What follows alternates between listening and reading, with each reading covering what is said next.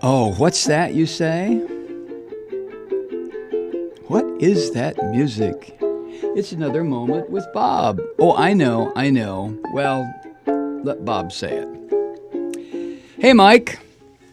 I know. I said I was retiring from moment writing last July. So what brings me back to the keyboard now?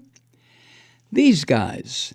Senator Robert Corker, current chairman of the Senate's Committee on Foreign Relations, and MSNBC's professional Republican haircut, Joe Scarborough. From the New York Times, Sunday, October 8, quote, Senator Bob Corker, the Republican chairman of the Senate Foreign Relations Committee, charged in an interview on Sunday that President Trump was treating his office like, quote, a reality show with reckless threats toward other countries that could set the nation, quote, on the path to World War III, end quote. On October 11th, Bob writes, Scarborough said on Morning Joe that it was time for a delegation of Republican senators to go over to the White House and demand that either Fucko the Clown assures them that the chairman of the Foreign Relations Committee of the United States Senate is wrong, or they are going to take immediate action to limit Fucko's ability to launch nuclear weapons. Quote, these Republican senators in the middle of October 2017 have that responsibility for millions and millions of Americans and others across the globe. And if they can't do that, there's something called the 25th Amendment that they're going to have to start looking at. This is not acceptable as the status quo. We have the most powerful Republican on Capitol Hill saying the President of the United States could be leading us towards nuclear war, and Republican senators remain silent. End quote.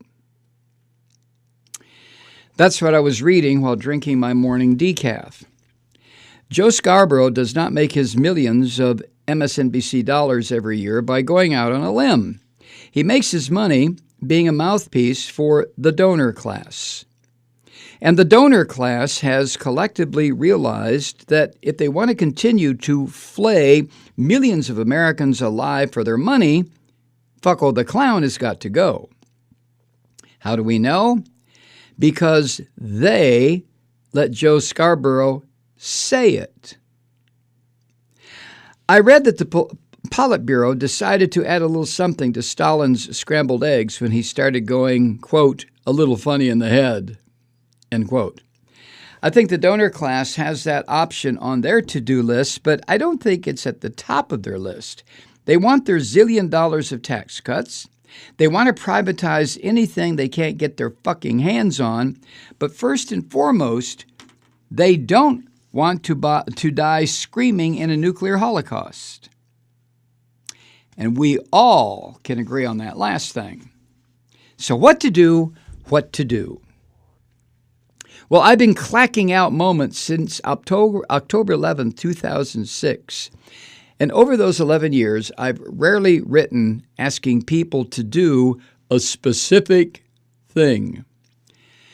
Back in 2008, 2009, I raised money to buy and then send a copy of the book, The Prosecution of George W. Bush for Murder by Vince Bugliosi, to every district attorney in the United States. That was 2,200 books. Armed with the evidence detailed in the book, any DA could then prosecute Bush for murder. I wrote a couple of fundraising pieces about that. Later, I closed a couple of moments exhorting folks to get a copy of Deep Green Resistance, Strategy to Save the Planet by Derek Jensen, Lierre Keith, and Eric McBay. And toward the end of the last presidential campaign, I said we all had to vote for Hillary Clinton because Fucko the Clown was crazy. But for the most part, I've left everybody alone. Well, Bush ain't in jail awaiting trial. Our planet's temperature is still rising, and Fucko the Clown is the goddamn President of the United States. I think we should all take a deep breath, take out our phones, call our senators, and tell them we agree with Senator Robert Corker, chairman of the Senate's Committee on Foreign Relations, Tell them we too think the president is setting the country on the path to World War III, and tell them it's time to invoke the 25th Amendment of the Constitution. Google said this exact phrase. Google this exact phrase. Call your senator. Phone numbers for every office of every U.S. senator. That's all you have to Google. Call your senator. Phone numbers for every office of every U.S. senator. The first search result is for a Daily Kos page that lists phone numbers for all the senators. It might be a good idea to make those calls every week. Tell everybody you know to do the same. And as much as I want to, I won't refer to the president as Fucko the Clown. Will this make any difference? I have no idea.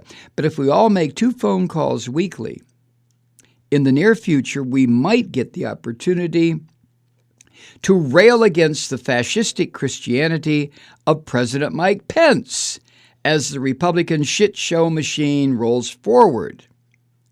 But that sure beats nuclear annihilation, doesn't it?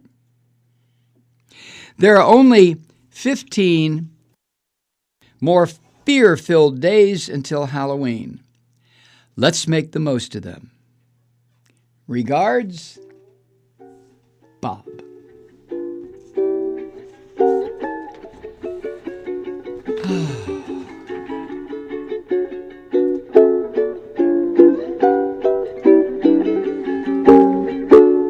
You know, the thing that is and always has been extremely upsetting to me about Bob's moments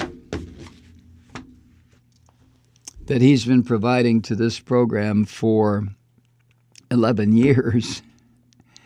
The thing that's most upsetting about them is that I don't think I've read one of his moments that I disagreed with. That's not the upsetting part. The upsetting part is that, like a few other people we know, Bob Alexander lays out, sometimes in ironic detail, sometimes in sarcastic detail, sometimes in humorous detail, but he lays out the details of the horror that we're facing, which anybody can do, but then he offers a possible way out of it. And I've got to believe of the literally scores, hundreds of his moments that I have read on this program, and the ones that he's written, he must feel some sort of deep frustration. Now, he doesn't live in the United States anymore and hasn't for the past, Kathy, 4 or 5 years? And he and his wife and child are going to apply for Canadian citizenship. But no matter where Bob Alexander goes to live, he has been, during his entire life, an American. And he can't get away from it. You can tell that by the moments that I read that he writes. It must be so frustrating for him to be out of this shithole of a country. I'm not talking about the topography. I'm not talking about the mountains and the beaches and the forests and the hurricanes and the fires and the destruction and the death. I guess I am talking about that. What I'm talking about is the leadership of this country that has turned the United States, well, actually from the very beginning, set this country on a course to be where we are now. We really are on the verge or the cusp, pick your word, of a total meltdown, an ending to, and I think the framers of the Constitution, racist murderers that they were, I think they made it very clear at the beginning, here's your Constitution, let's see if you can keep it.